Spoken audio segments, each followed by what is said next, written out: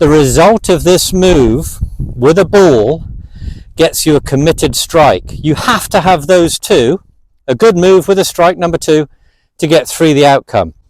You don't give a SH1T. You've got to be completely emotionless about the result. Your job is cloning these good moves, and this is how you do it. Emotions get in the way of the result. You've got a job to do. Number 1, put a good move on it. Number 2 is the strike. So to hit the strike, you've got to put a good move. So number 1, you've got to create that good move. This is why we do the drills. When we introduce the club on a practice swing, you've got to think of that move that you did without a club, based on the turning drill, plumb bob drill, maybe pushing into the tree stump.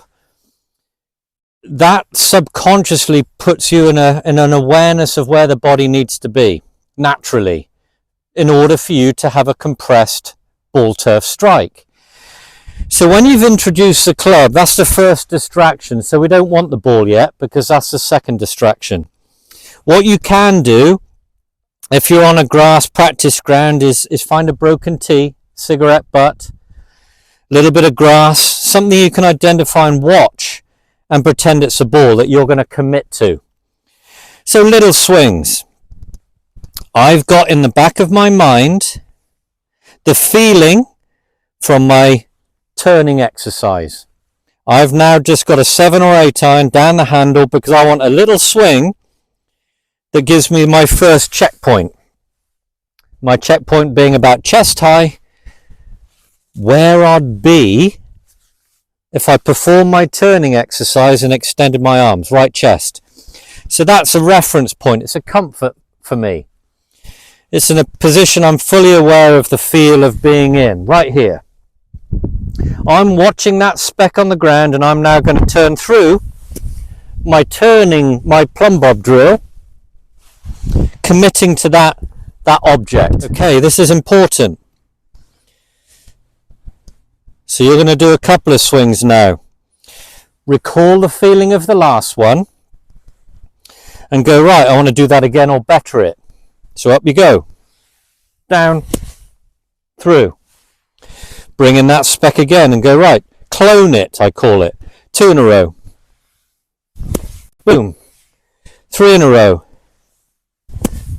That was a better one. So that's replaced my previous one. Because remember, the result of this move with a ball gets you a committed strike. You have to have those two, a good move with a strike number 2, to get 3 the outcome.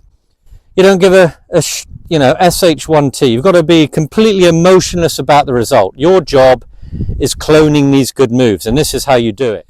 So now you've got 3 good practice swings in a row. Recall those feelings and a carefree attitude. You don't care. You really don't care. Here's your first ball. You put them in little groups of 5, right? 6 maximum on the range. You've now got the reference point, your guide. You're going to mark this swing based off those 3 lovely practice swing shapes, feelings, and now we've got the ball. We don't care. Our goal is contact. 5 being great, 1 being not very good. You want to get some 4 and 5s here, 2 or 3 in a row. So right, I've got the feeling. Down the handle, I'm going to commit to this strike now. Recall that feeling, commit to it.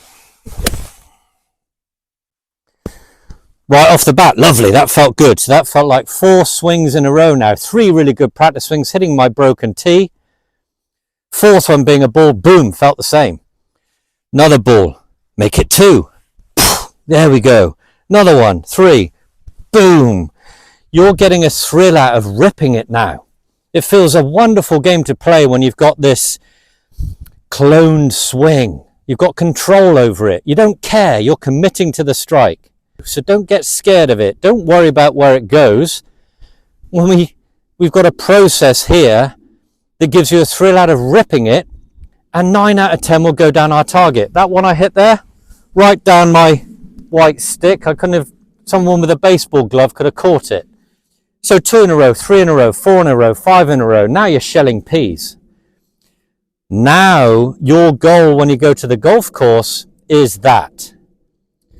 And I challenge you now, when you play and practice next, to take this up, and I want you to comment below after you've played, and I'll be very impressed if you have 3 or 4 committed rips, but you will in 9 holes. If you have 5 and 18 holes, that's very good. And this will run across the board. You'll do it with your chipping, your pitching. Remember, don't give a monkey's where it goes.